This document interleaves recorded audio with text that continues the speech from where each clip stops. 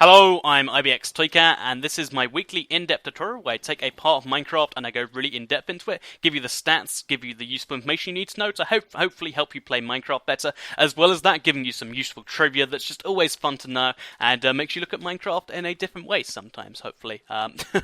So this week we're going to be covering the hostile mobs, in particular the 5 that spawn in the overworld: the zombie, the skeleton, the spider, the creeper, and the enderman, or at least the ones that spawn in the overworld naturally at nighttime. And yeah, we'll be talking about those in depth. I wish I could do more than this, but they do take a long time to go in depth. So we'll start with these 5. If you guys want me to do one on the nether mobs or on the miscellaneous mobs like the slime, the silverfish, and the cave spider, then let me know in the comments down below. And also, I'd very much appreciate a like and / or a share on the video. Last week's tutorial went crazy, and stuff like that really motivates me to do more of these stuff. So if you want to see more in-depth tutorials, you really like the series, let me know in some way. It's a good way to motivate me, and it really does help out. But yeah, let's get straight into this episode. The way we're going to do this is we're going to start with just general facts that cover all 5 mobs, and then we'll go more specifically into each one with the fun facts, the trivia, etc. So the most basic stat you need to know, or the most basic thing you need to know, is the way mobs spawn is they spawn anywhere where a light level is 7 or below, and if there's no player within 16 blocks.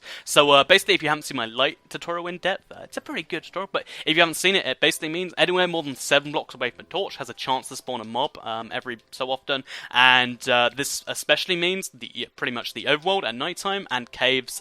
They're very likely to spawn mobs because, they're generally not very well lit. So the reason that they can't be within 16 blocks of the player is because that's their vision range. The vision range is the range that they'll, can actually see you and can start attacking you. The reason that, this needs to be like this is because otherwise a creeper could spawn directly behind you if you're in the dark and just blow you up instantly, and that just isn't fair or fun for anyone. So, their vision range, if you're wanting exactly 16 blocks for all of them besides the enderman, and this is the range they'll start going towards you and attacking you at. So as you can see, creeper does his own thing. If I get within 16 blocks, he starts chasing towards me. I think, anyway. There we go, yeah. So, that's how the vision range works. It's pretty useful. Let's get this slime away. And the final thing you need to know is the enderman's vision range is 64 blocks, but he won't immediately attack you on sight, which actually makes him a neutral mob rather than a hostile mob. And he will, however, attack you if you just look at him above the waist, which I think is a really weird thing. So yeah, there's that. Finally, how they despawn. If they're more than 32 blocks away from you, they have a chance of despawning, and it increases the longer they're away from you. So that slime has a chance of despawning every single second. It could just randomly disappear. And if you go more than 128 blocks away from a player, you go 128 blocks away from it, it will just instantly despawn. This is for performance reasons. Basically, there's no point in the game rendering mobs or keeping track of mobs that are nowhere near you, and you're probably not going to ever see it again. Like if you just run somewhere, then run away. No point in the game wasting resources and rendering that. It just despawns it. So let's go into the actual in-depth for each of the individual mobs now. We'll start with the zombie, which is the most basic of the mobs. And yeah, it's the only mob with 3 separate distinct forms, I should say. The slime and the magma cube have their own forms. But yeah, here are the 3 forms of zombie you can get. The zombie, regular zombie, the one that's been in all the updates. You've seen a lot of him, I have no doubt. Then you've got the zombie villager, which has a 5% chance to spawn. Naturally, just from either spawn eggs or when it just zombie spawns. And then you've also got the baby zombie villager that you probably haven't seen before. These have the same health and damage as zombies, but they move twice as fast, or almost twice as fast. They move insanely fast, and it's all the benefits of the zombie with none of the downsides. And they happen when a baby villager is taken over by a zombie. So make sure you keep an eye out for those. They can really destroy you because of their smaller hitboxes than the regular zombies. So zombies have 20 health points, all 3 types of them, which is like a lot of the hostile mobs, including the creeper and the skeleton, but they also have armor points, which means even though my diamond sword does 7 points of damage, which should mean they'll die in 3 hits, because of their armor, it reduces it by 1 health point each time, which means it takes 4 hits to kill them. So they're one of the more soaking of damage mobs.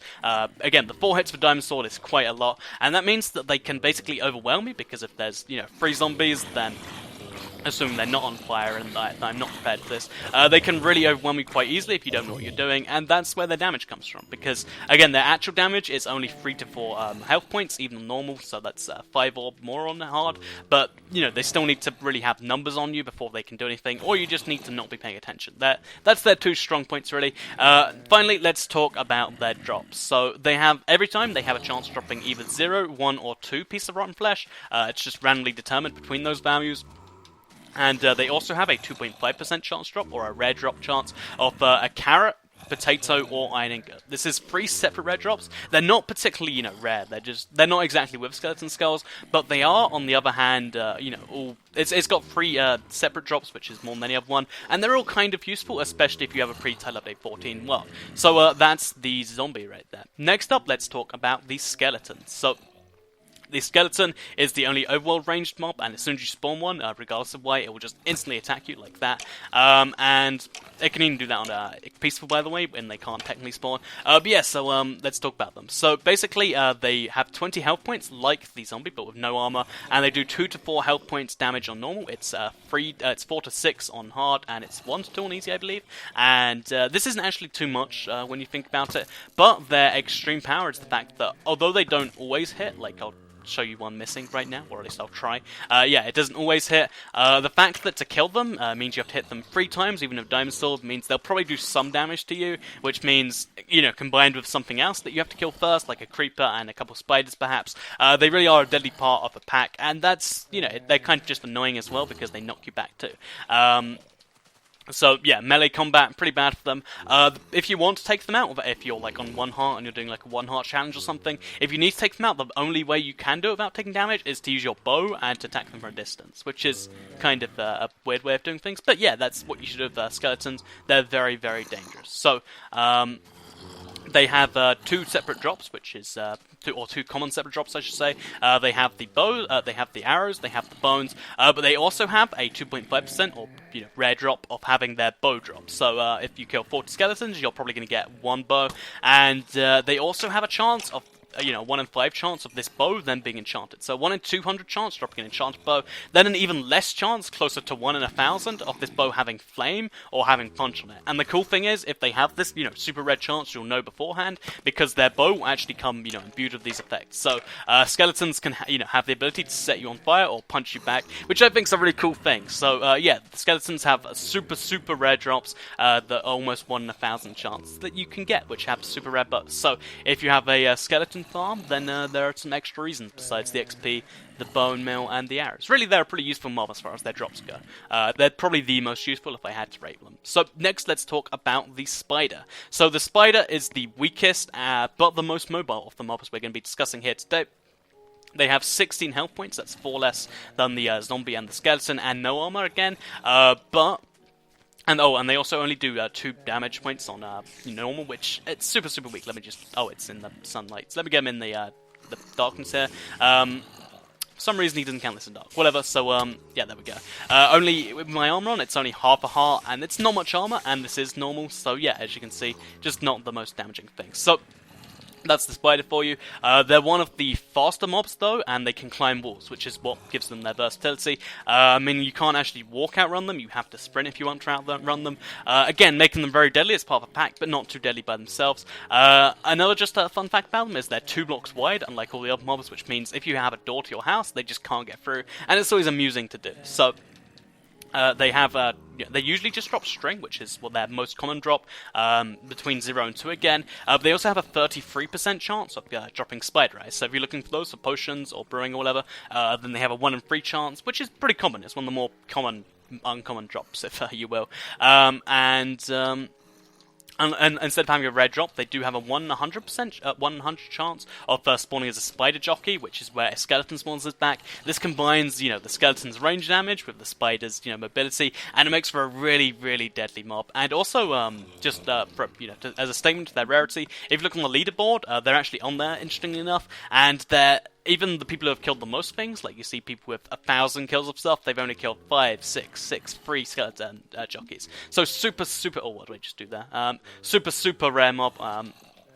And that's that right there. So the final thing about spiders you need to know is they interact really weirdly with potions. So I've got 2 potions here to show you with. First of all, if you spawn a spider in, they're not affected by potions of poison, though I probably will be if I'm not careful. Yep. They're just not affected by potions of poison for some reason, unlike the other mobs. And the other thing that's interesting about them is if you use an invisibility potion on them, every other mob will just go fully invisible, but the spider goes, like, only its eyes don't go invisible. And you can kind of make ghost spiders and confuse your friends like that, because every other mob is just fully invisible and can scare people. But ghost spiders, that's a little more scary. So, yeah, there's that. Weird interactions with potions, it's just kind of odd like that. Next up, let's talk about the Creeper, one of the most iconic mobs in the game.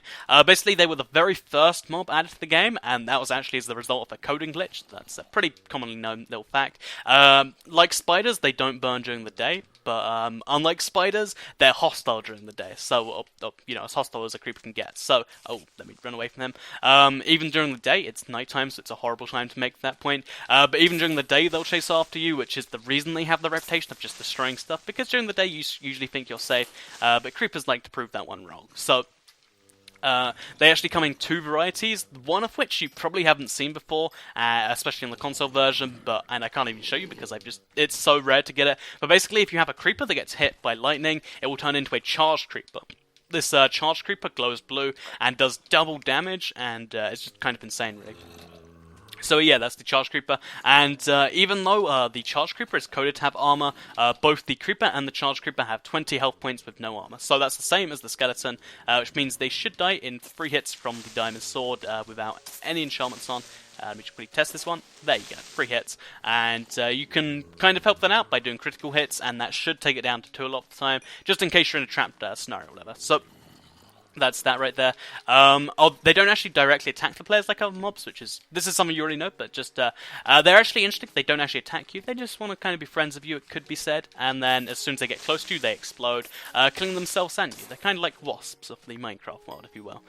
So yeah, that's the Creeper. Again, something you probably already knew. So, the explosion actually deals enough damage, just as a fun fact, that if you're close enough, it can kill you on pretty much even on easy. It can kill you if you're unarmored, and if you're on hard and you have full iron armor on, it can still kill you if you're close enough, which is kind of insane. So yeah, that's the Creeper. Stay away from them. They do so much damage if you're directly on them as they explode. And always remember, if you go AFK, make sure there's nowhere where creepers can spawn and just walk over to you, because they will if they can.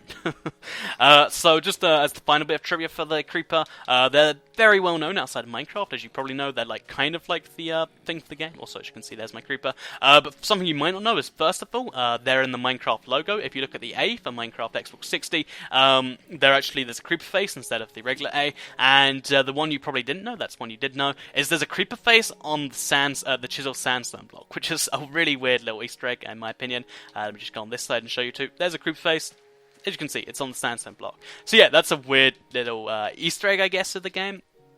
And yeah, let's next up talk about the Endermen. So this is the rarest of the ordinary hostile mobs, and it's barely ordinary. And it's also the most dangerous because it has 40 health points, that's double all the other mobs we've been discussing today, and almost triple the spider, and an attack strength of 10 health points on hard difficulty, which is 7 on normal, which means it will kill you if you're unarmored in 2 hits on hard and 3 hits on normal, which, as you can probably imagine, that's quite a few. And yeah, so there's 3 ways to actually trigger a fight of an Enderman. Oh, hello, spider. There's 3 ways to trigger a fight of them. You can either look at them above the waist like this, which will make them get crazy on you and just focus on you.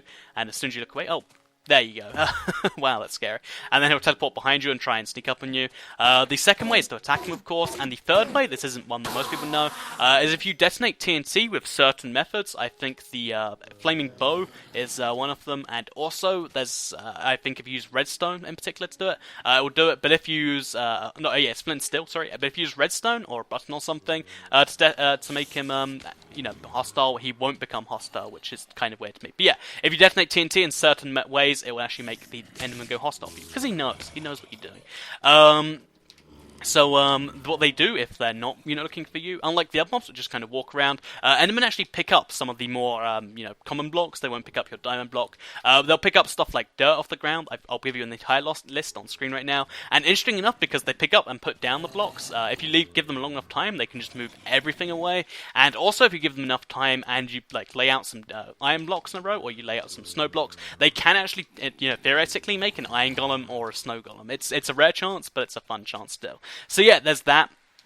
Finally, Endermen, although they are meant to be immune to arrows, and they are on the PC and the Pocket Edition, on the console version, if you fire an arrow at an Enderman, although he'll teleport away, the arrow will still hit him, and I could probably just prove this by hopefully killing them, which is really weird, because it still does damage to him, and eventually you can kill them. The easiest way to show this is to, I don't have my flaming bow with me right now, and I need to pretty keep an eye on him, but yeah, let's show you by, let's finish him off now.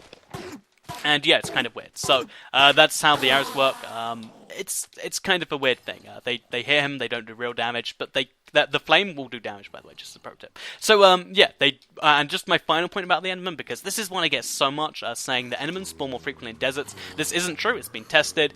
Basically, you can see more stuff in deserts because it's generally more flat than other lands, and that's why you see more Endermen. It's not because they're more disposed to spawn there. So yeah, that's the fun fact behind Endermen. So I hope you enjoyed this week's in-depth tutorial talking about the hostile mobs. It was a little longer than normal, at like 16 minutes already, but hopefully you've just enjoyed it all. If you did, you can like the video, let me know, share it, let other people know, spread the word. Also, do let me know if you want to see hostile mobs, or nether mobs, or miscellaneous mobs, or if you want to see something entirely else, let me know that too. And just finally, because I get a lot of comments asking for this, I'm going to do a brewing guide as soon as Minecraft Xbox One and PS4 come out, because I want to keep the series going for that too. So yeah, this was my video on the internet. Like it if you liked it, share it if you really liked it. Thanks for watching, and here's an outro.